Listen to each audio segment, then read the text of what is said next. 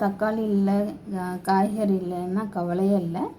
இந்த பூண்டு, இந்த வெங்காயம் மட்டும் இருந்தாலே போதும், சுவையான ஒரு குழம்பு வச்சிடலாம். சுவையான மருந்து குழம்பு வைக்கிறதுக்கு சட்டுன்னு வச்சிடலாம். கடுகு, வெந்தயம், மிளகு இதெல்லாம் வெறும் சட்டியில் வச்சு வறுத்து எடுத்துக்கிடுவோம். வெறும் சட்டியில் வச்சு கருகிடாமல் நல்லா வறுத்து எடுத்துக்கிடுவோம். இப்படி தான் வெடிக்கும். அதனால் நல்லா வறுத்துட்டோம்னா கருக விட்டுறக்கூடாது. கொஞ்சம் ஒரு மாதிரி கலர் சேஞ்ச் ஆனோடனே மிக்சியில் வச்சு அடிச்சுக்கிடுவோம். மிக்சியில் அடித்து பொடி பண்ணி வச்சாச்சு. இந்த மாதிரி வச்சுக்கிற வேண்டியதான். இந்த மாதிரி பொடியை அரைச்சி வச்சுக்கிற வேண்டியதான்.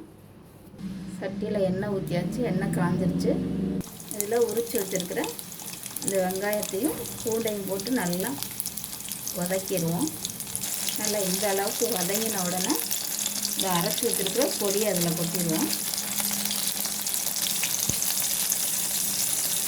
இதோட மஞ்சள் பொடி, கொஞ்சம் இது மசாலா பொடி வீட்டில் அரைச்சது அதையும் சேர்த்து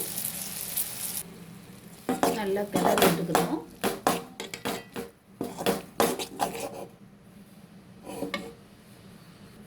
இந்த ஸ்டேஜில் கொஞ்சமாக புளிக்கரைசல் விட்டு அப்படியே கொதிக்க விட்டுற வேண்டியதான்.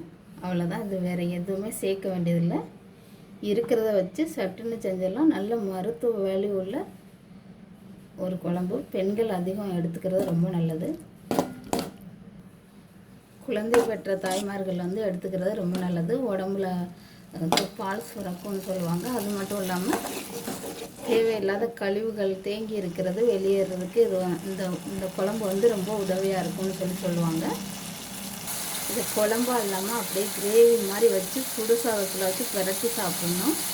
அதோட ஒரு கோழி முட்டை, நாட்டுக்கோழி முட்டையை அவிச்சு கொடுத்தோம்னா ரொம்ப நல்லது குழந்தை பெற்ற உடம்புக்கு.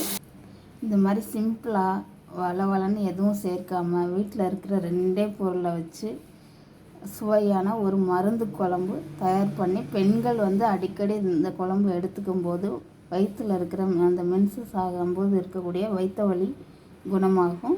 அது மட்டும் இல்லாமல் தேவையில்லாத கசடுகள் வெளியேறதுக்கு இந்த குழம்பு ரொம்பவே யூஸ்ஃபுல்லாக இருக்கும். இதை செஞ்சு சாப்பிட்டு பாருங்கள். ரிசல்ட்டை கமெண்ட்ஸில் சொல்லுங்கள். இதை சாப்பிட்டும் அந்த வயிற்று வலி நிற்கலை அப்படின்னாலும் என்னை கேளுங்க, என்னங்கிறது நான் சொல்கிறேன்.